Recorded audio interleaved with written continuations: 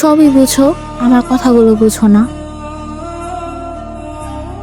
ও, বাবু নাই তোমাদের?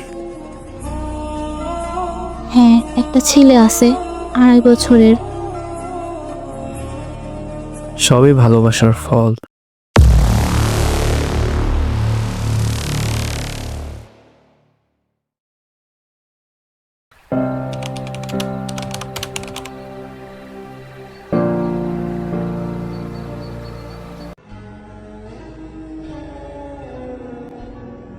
চাপ তো আগেও দিত, আগে তো এমন করো নাই। আর আমাদের সম্পর্কটাও ঠিক ছিল, সবকিছু শেষ করে দিছ। পরিস্থিতি এমন হয়েছে, কিছু করার ছিল না। অন্য পুরুষকে জামাই বানানো ছাড়া উপায় ছিল না। তোমাকে বোঝানোর মতো ভাষা আমার নাই। আমি বাংলা বুঝি, তো বাংলাতে বললেই আমি বুঝবো, বলতে পারো। সবই বুঝো, আমার কথাগুলো বুঝো না। ও, বাবু নাই তোমাদের? হ্যাঁ, একটা ছেলে আছে 2.5 বছরের। সবই ভালোবাসার ফল। আর ভালোবাসা, তবে আমাদের ভালোবাসার স্মৃতিস্বরূপ নাম রাখছি আলভি। অন্য বেটা জন্ম দিছে, সেখানেও আমাদের ভালোবাসা। তোমার মতো কিউট আলভি। কেন, আর বাপি কি কালো? না, দেখতে সুন্দর মাশাল্লাহ। ও, তো ভালোই আছো সবকিছু নিয়ে। হ্যাঁ, সুন্দর। তো তোমার বউ কেমন আছে? আমি বিয়ে করলাম কবে? কেন বিয়ে করনি? প্রেম যা হয় ওগুলো বিয়ে অবধি থেকে না। সব ভালোবাসা পূর্ণতা পায় না। হ্যাঁ, তাও ঠিক। কিছু ভালোবাসা অপূর্ণতাই সুন্দর, কিন্তু আফসোস থেকে যাবে সারা জীবন। তোমাকে পেয়েও হারাইলাম। পেয়ে হারানোর যন্ত্রণা অনেক বেশি কষ্টের। প্রতিটা ক্ষণ অনুভব করি, তোমাকে অনেক বেশি মিস করি। এখন আফসোস করে কি হবে? তুমি সংসার করো মন দিয়ে, জামাই ছেলে নিয়ে সুখে থাকো। হ্যাঁ, তাই করতে হবে। তুমিও এসব ভুলে নতুন করে শুরু করো, নিজের কেরিয়ার গড়ো, সুন্দরী দেখে একটা বিয়ে করো, সুখে থাকো। জানো, আমার চোখে এখন তুমি ছাড়া সব মেয়েই সুন্দর, ডান্না ছাড়া পড়ি এক একটা। তাহলে তো ভালোই, যাও ওদের নিয়েই থাকো। ওদের নিয়েই তো আছি এখন আমি। খুব সুন্দর, এগিয়ে যাও। যাচ্ছি তো। হ্যাঁ, গুড জব।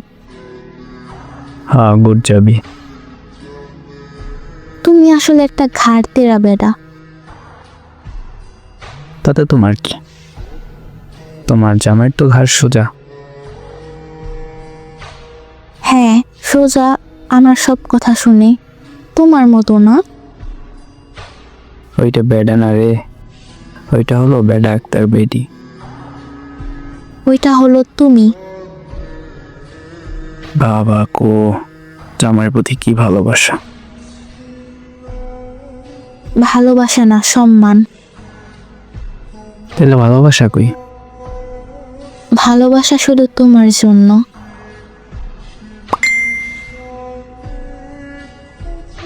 বাস্তবে তুমি আমার না হলেও কল্পনায় তুমি শুধুই আমার। আমার পাশে একজন, আর মনে তোমাকে নিয়ে সারা জীবন কাটিয়ে দেব। বেডি মানুষ।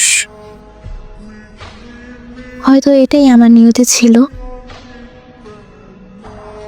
আমি এক জায়গায় একজনকে রাখতে পারি না, আর উনি 2 জায়গায় 2 জনকে।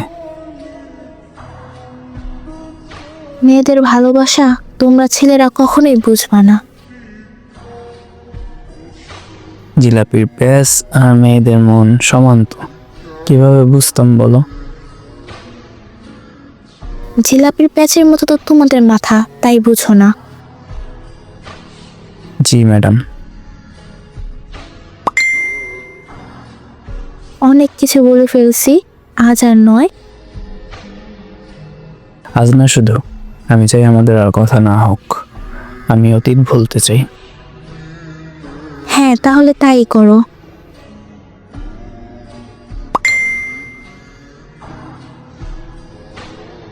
এখন থেকে এইসব কিছু এড়িয়ে যাও, তাহলেই সুখী হইবা।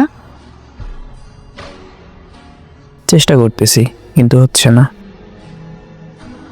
চেষ্টা করো, না হয় অভিনয় করে যাও। জি। দোয়া করি অনেক সুখী হও। যতটা সুখী হলে আমার কথা মনে পড়বে না। আমিন। ভালো থেকো আমার না পাওয়া ভালোবাসা। আল্লাহ হাফেজ। থাকতেই হবে ভালো। আল্লাহ হাফেজ।